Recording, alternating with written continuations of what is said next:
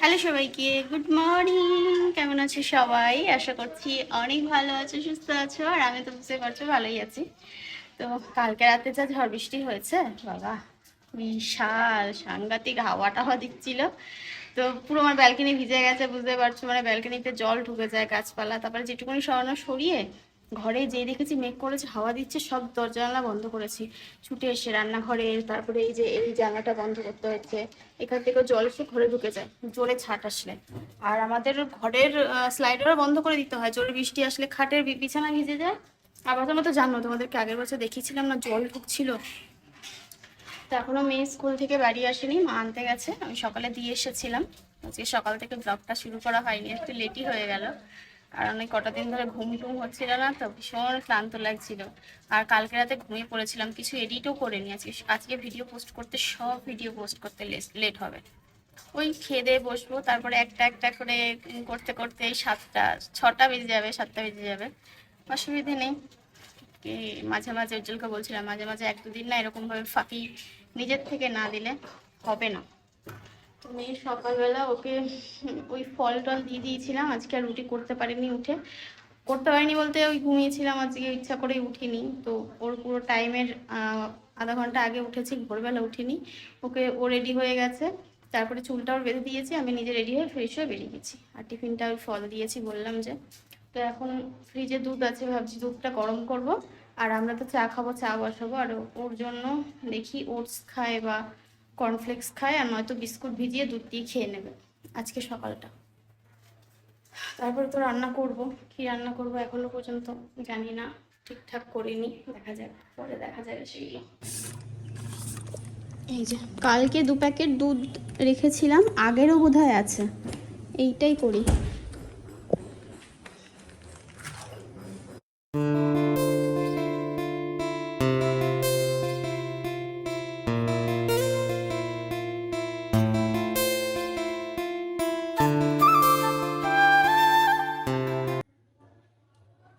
আমার শাশুড়ি মা এখানে কালকে যে তরমুজ খেয়েছিলাম, তরমুজের দেখো বীজ রেখে দিয়েছে, গাছ লাগাবে।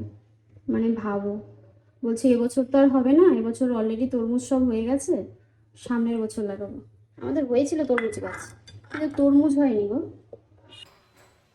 সেই তোমাদের কবে থেকে বলছি যে গ্যাস ফুরিয়ে যাবে, গ্যাস ফুরিয়ে যাবে।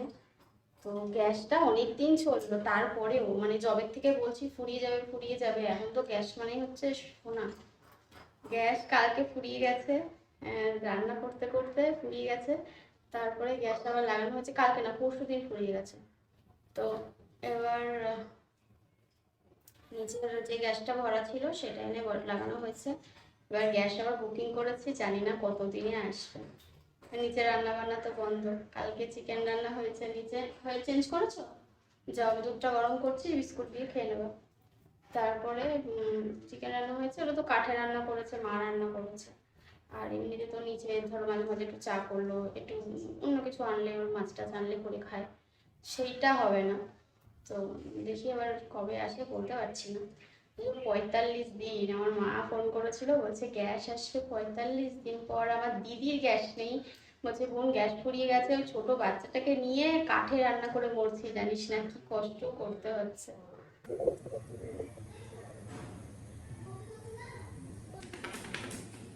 কি হয়েছে, কি হয়েছে, কি রান্না করে? কি তুমি তো চুরি করে নিয়ে যাবা আমার আলু টালু সমস্ত কিছু? হ্যাঁ, ওই যে খুঁজছে, দেখো দেখো দেখো, দেখো চোর এসেছে, দেখো দেখো চোর এসেছে, এই বড় চোর এসেছে। এই সম্মানে লেগে গেছে গো। পেছনটা নাড়াচ্ছে, দেখো না আমার কি কিউট লাগে। আবার আসবে, আবার আসবে, আবার আসবে। ও চোর, আসো আসো আসো, চোর আসো আসো।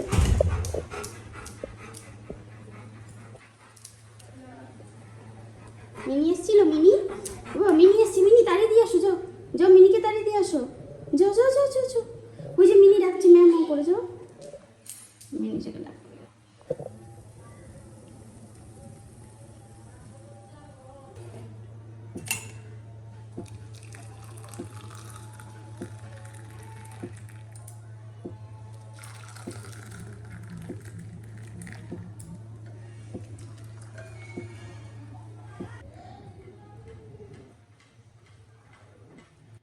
সকালবেলা থেকে এতবার সিঁড়িতে ওপর নিচ করতে হয় না, পুরো হাঁপিয়ে যায়। পার্সেল এসেছে, ওরে বাবা দম নিতে পারছি না। তারপরে পার্সেল নিতে গেলাম। এদিকে এদিকে আবার রান্না জোগাড় করতে হবে। তো দিদিভাই এসেছে, মানে বড়দি এসেছে। তো মাকে বললাম কালকে আসতে বলতে পারিনি, কালকে মাংস টাংস করেছিলে খেয়ে যেত। তো মা বললো যে কালকে বলেছিলাম স্কুল থেকে আসতে, কালকে আসেনি, আজকে ডাক্তার দেখাবে বলে হোমিওপ্যাথি ডাক্তার দেখাবে, ওই জন্য এসেছে। তো আমি বললাম কী রান্না করবো এখন, 12টা সাড়ে 12টা বাজে, দোকানও খোলা নেই, কিছু আনতেও পারবো না, আর নিচে গ্যাসও নেই, সেই তাহলে মাকেই রান্না করতে হবে কাঠে। তো মা বলছে না না, উপরে যা আছে তাই রান্না করো। আমি চেষ্টা করলাম একটু আইটেমগুলো বাড়ানোর, দেখা যাক কি হয়। নিরামিষই রান্না করব, কারণ ওপরে তো নিরামিষই হবে। আর ওরা দুপুরে খাবে একটু আলু কাটা, তো মা আলু সেদ্ধ করে রেখে গেছে, আমাকে বললো আলুটা নামিয়ে দিতে। চলো আমি না দেরি করবো না, তাড়াতাড়ি করে রান্নাটা কমপ্লিট করে নিই। এদিকে আবার জল ভরলাম, এদিকে ঘর মুছলাম ভাত বসিয়ে দিয়ে, এদিকে আবার জামা কাপড়গুলো সব কাচতে দিয়েছিলাম, আটকাচ্ছে, সেগুলোকে নিয়ে এসে রাখলাম, মেলতে পারিনি, মেলবো। মা ওপরে গেছে, ফুল এনে মা পুজোটা দেবে, আমি এদিকে ডাল সেদ্ধ বসিয়ে দিয়ে শাকটা বসিয়ে দিয়ে মেয়েকে যাবো স্নান করাতে। তো এই হচ্ছে পাট শাকের ঝোল করব। আর এখানে কেটে নিয়েছি আমি তোমার পটল ওই ভাজা করব। আর এখানে আম, আর তার সাথে ডাল ধুয়ে টুয়ে ভিজিয়ে রেখেছি, আম ডাল করব, এটা সেদ্ধ বসাবো। শশা বের করে রেখেছি, শশাগুলো ধুয়ে কাটতে হবে। আর এখানে একটু উচ্ছে বের করে রাখলাম, যদি সময় পাই উচ্ছেটা ভাজবো। এই অবধি গোছাতে পেরেছি, এবার কতদূর আমি করে উঠতে পারবো বলে উঠতে পারছি না, মানে বুঝতে পারছি না। চলো আগে এদিকে দেখি কতদূর কি করে উঠতে পারি, রান্নাটা করে নিই। আর এখানে আলুটা নামিয়ে এখানে ডালটা বসাবো। আর এখানে যে ভাত অনেকক্ষণ আগে বসিয়েছিলাম, তো ভাত প্রায় হয়ে এসছে, ভাতটাও হয়ে গেলে নামিয়ে দেবো। আর এদিকে একটু তরমুজ কেটে দিলাম দিদিভাইকে, খেলো। মেয়ের জন্য একটুখানি রেখেছি, উজ্জ্বলের জন্য, ওরা পরে খেয়ে নেবে। রান্নাবান্না কিন্তু অনেক দূর এগিয়ে নিয়েছি, তোমাদেরকে আজকে রান্নাবান্না কোনো কিছুই শেয়ার করতে পারলাম না, কারণ সত্যি কথা বলতে আমি একটু লোতে রয়েছি, লো বলতে আমার এনার্জি একটু লো লেভেলে রয়েছে। আর না সেই পাঁপড়গুলোর কথা মনে পড়েছে। তো এখানে রয়েছে 1টা 2টো 3টে 4টে 5টা রয়েছে, ভাজবো। আর এনেছিলাম আবার ওইখানেও রয়েছে, তো এটা ভেজে দেখি। আর পাঁপড়গুলো এই আর বড় বড় হয়, মানে একটা খেলেই হয়ে যাবে, তবে ওই আর কি টেস্ট ভালো লাগে, ওই জন্য 1টা 2টো করে সবাই মোটামুটি 2টো করে খায়। তো ভাবলাম একটু বেশি করে পাঁপড় ভেজে রেখে দিই। আর কি রান্না করছি তোমাদেরকে ফাইনাল পরে দেখাচ্ছি। আজকে নিরামিষ রান্নায় তাও আর কি একটু ভ্যারাইটিস রান্না করলে ভেবেছিলাম একটু চাটনি করবো, তবে জানি না চাটনি করার সময় আমার হয়ে উঠবে কি না, সেটা দেখি, এবার ডিপেন্ড করছে আমার টাইমের উপর। এখনও ঘড়িতে বলছে 1:30 প্রায় ক্রস হয়ে গেছে। তো আমরা যদিও খেতে খেতে আমাদের লেট হয়ে যায়, মেয়ের স্নান হয়ে গেছে, মারও পুজো দেওয়া হয়ে গেছে, সব মোটামুটি হয়ে গেছে, শুধু রান্নাটা করে আমি স্নান করে নেবো আর মা সবাইকে খেতে দিয়ে দেবে, এই পর্যন্ত। মানে রান্নাটা করে আমার বেরোতে পারলেই আমার আজকের মতো শান্তি, কারণ আমার খুব পেটে ব্যথাও করছে সকাল থেকে, ওই জন্য বললাম একটু আজকে মানে লোতে রয়েছে, একটু নুন চিনি জল করে খাওয়া ভাবছি এখন, তাহলে যদি কমে যায়। প্রেশারটা লো হয়ে গেছে বুঝতে পারছি, মানে মাথা ঘুরছে বরবান করে, আর এদিকে আমার পেটে ব্যথা করছে প্রচণ্ড। এখন একটু ঠিক আছে, তার মাঝে মাঝে আবার করছে। ঠিক আছে চলো, এই যে এদিকে ডাল ফুটছে, টক ডাল, আর এখানে লাস্ট ভাজা হচ্ছে উচ্ছে ভাজা মোটামুটি, আর এদিকে যা সব হয়ে গেছে। তো এবার এই কটা নামিয়ে আগে নিই, তারপরে দেখি যদি ওগুলো করে উঠতে পারি তাহলে করবো, আর নয়তো রেখে দেবো, আর কিছু করার নেই। টাইম যদি হয়ে যায় খাওয়ার, তাহলে আর কী করে করবো।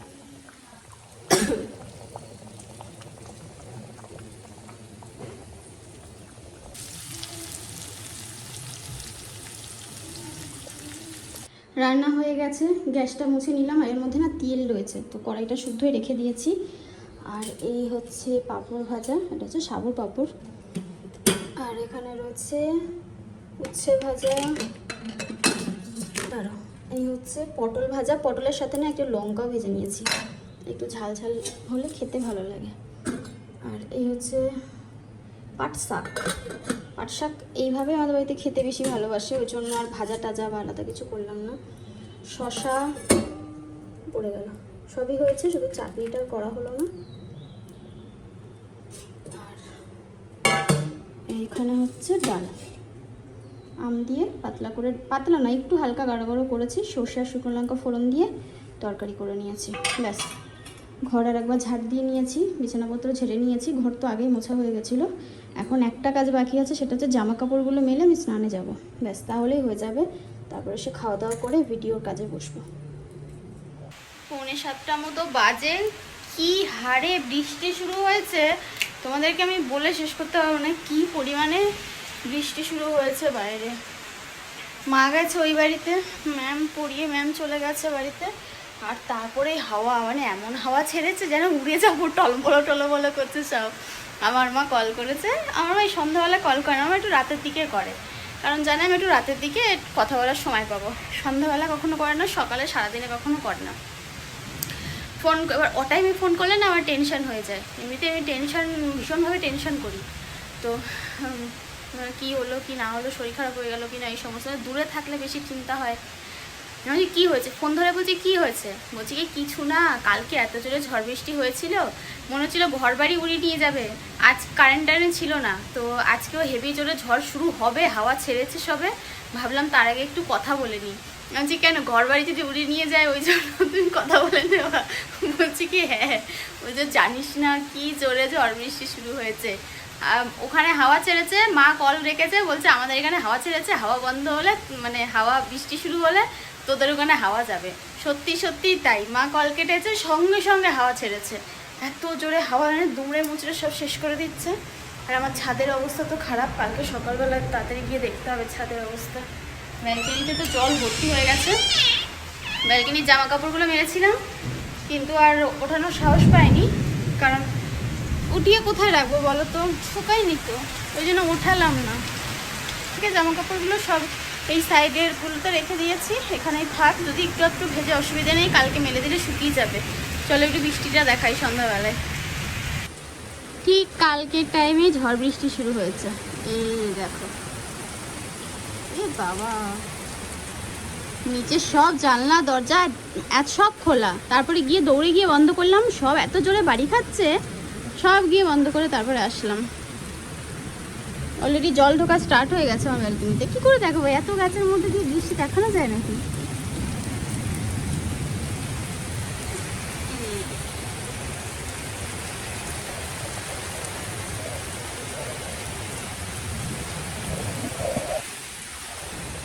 বুঝছো এরকম ফরফর ফরফর করছে আলো, একদম মনে হচ্ছে বাজি ফাটবে।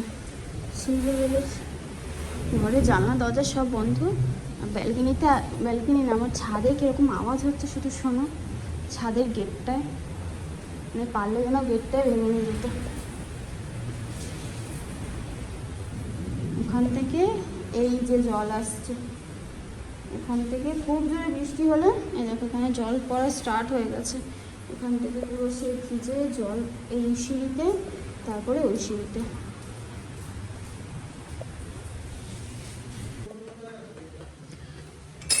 রান্নাঘরে এসে রান্নাঘরে জানলাটা একটু খুলে দিলাম, পুরো ঘরটা একদম বদ্ধ হয়ে গেছে। রান্নাঘরটা এত গরম লাগছে, রান্নাঘরে যে ঢুকেছি মনে হচ্ছে কী গরম।